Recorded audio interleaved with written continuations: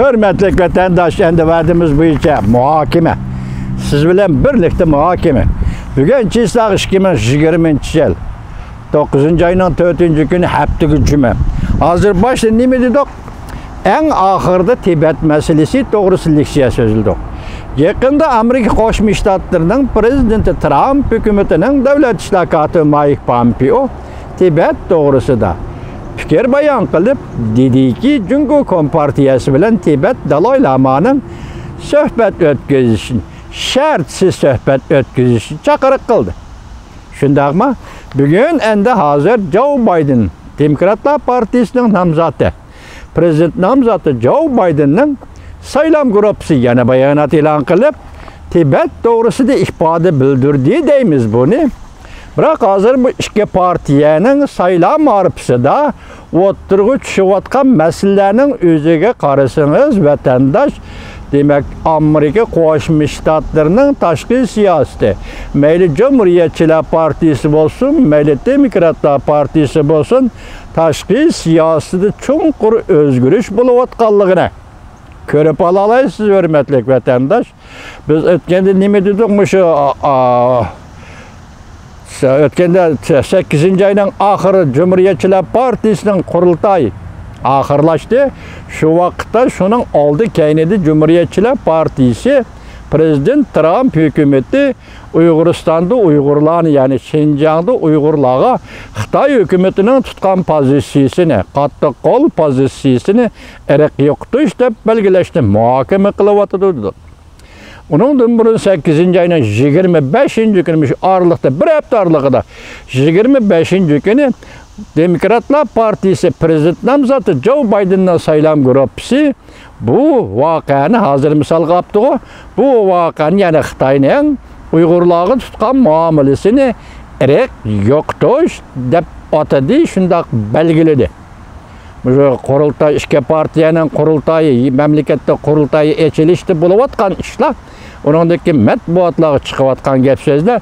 Bugun endi Joe Bidenning, ya'ni shu saylam guruhi Dalay Lamaga tutgan muomala masalasida biz saylamdan keyin agar prezident bo'lib qolsam, Tibetning Dalay Lama bilan ko'rishaman dedi.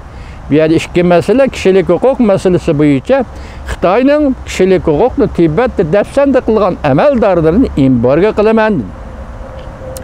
Anda radiodagi anglitishni ko'paytaman dedi.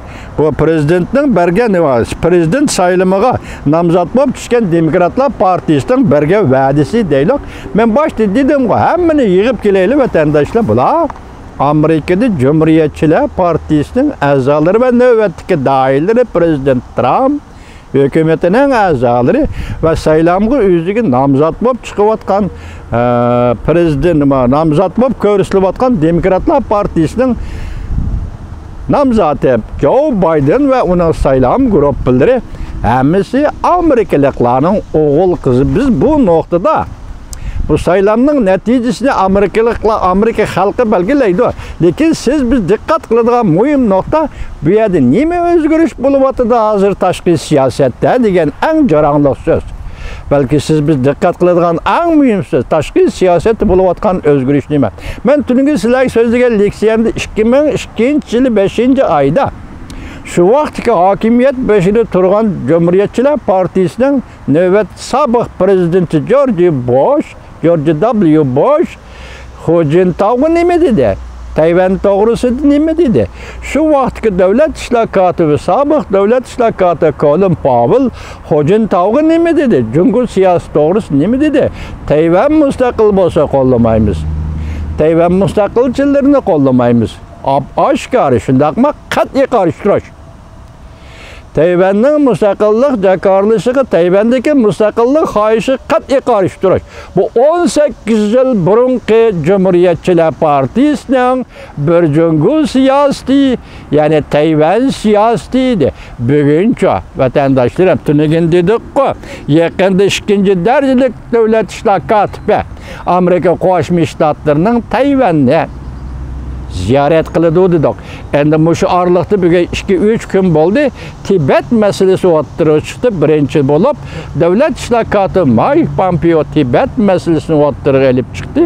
Bundan avvalida Cumhur Merkezi Komiteti yig'in chaqirildi.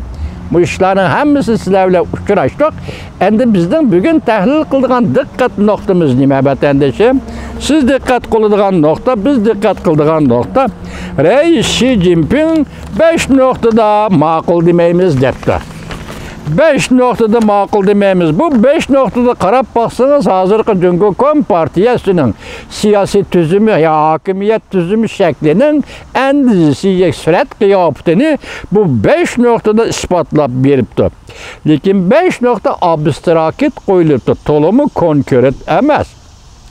Amerika Qo'shma Shtatlar sen siyasi tüzümünü özgertsen dedi mi? Bu gepler oturuğa çıktı biz sizler leksiyada sözlep bulduk. Amerika Qo'shma Shtatlar nemi şartlarını koydu? Cumhur hükümeti bunu bilmeymiz. Lekin bugün Cumhur Amerika münasebetinin qaysi bosqichga va yoki qaysi kulminatsiya nuqtasi yetib kelganligidan sizmi xabardor, bizmi xabardor. Hozir bo'lib bu bunun ichida eng gavdaligi Tayvan masalasi.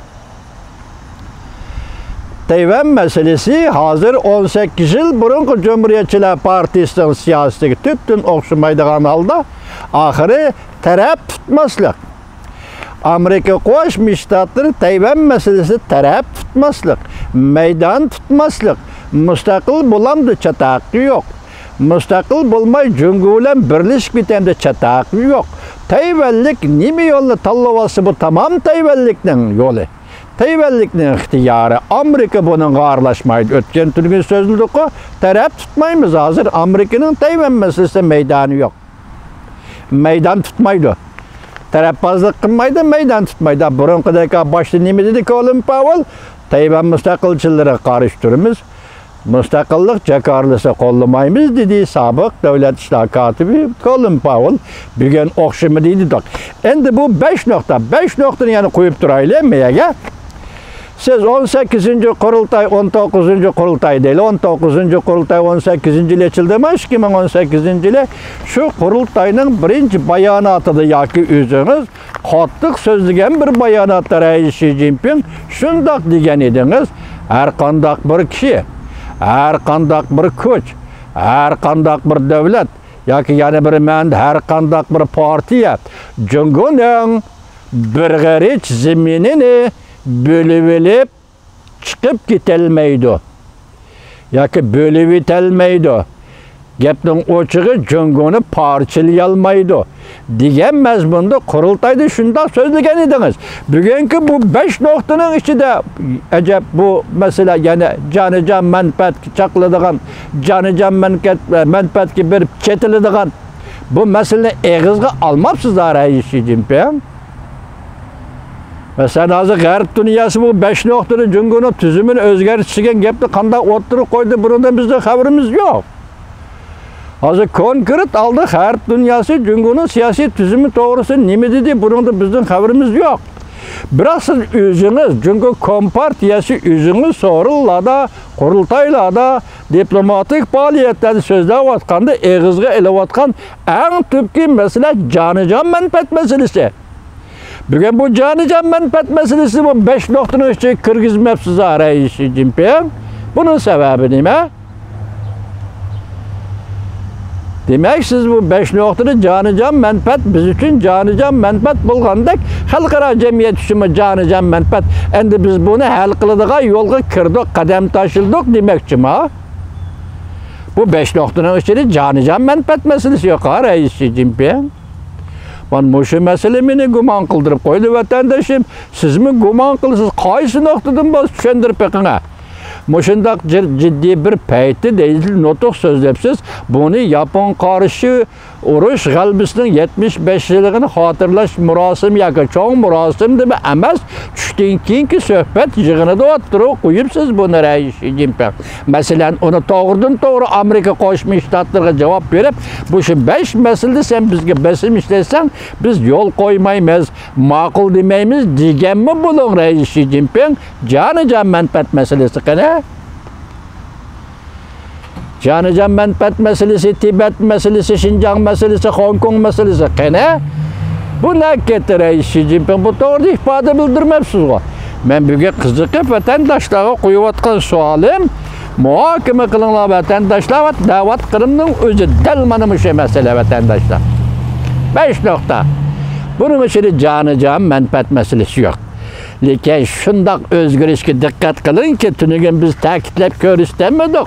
Şundak bir mühim özgürlükke dikkat kılın ki Ladakh boyu Tiso, Bengal Tiso köle etrafındaki tokunuşta Hindistan armiyası terbiyelep zamanevi kurallar bilen kurallandırıp zamanevi harbiy texniki bilen kurallandırıp alaydı kısımlarının içindeki orallaştırılan Tibet alaydı kısımları değildi ki onun nefer. Bunun cevap vergen bayanatçı Huaçin Hanım bilmeydiken ben. Digen cevap bilen bergen bir mesele. Meselen neme mesele? Bugün Tibet'nin zamanevi kural bilen kurallangan her bir kısım. Yaka alaydı kısımları Tiso. Bengal Tiso külü etrafında peyda oldu. Eğer bu kısımlar Tibet'e müdahilakıysa yoki Tibet'e her kandak hareket kılsa halkara cemiyetinin onu bunu deydiğen hiç kandak gibi yok vatandaş. Çünkü bula Tibetlik balalar, Tibetlik askerler. Tibet ulanın vatini, ulanın devleti. Hazırlık günde bu Tibet askerleri Tibet'e kandan muamele kılsa halkara cemiyeti hiç deme diyemeyin. Çünkü Tibet ulanın Tibet'i. Bu askeri kısımlar Tibet'in askeri kısım. Mesela müşiyagi yetip kepti, şununu seliştirip bağlap çöndürürsek 5 noktanın içinde canı can menfaat meselesi yok. Bugün benim lekçiyemde üzem kızıkkan noktamış o. Hem size kızıkkıdı da bu muhakemeni sizge tapşırdım. Hürmetlik vatandaş.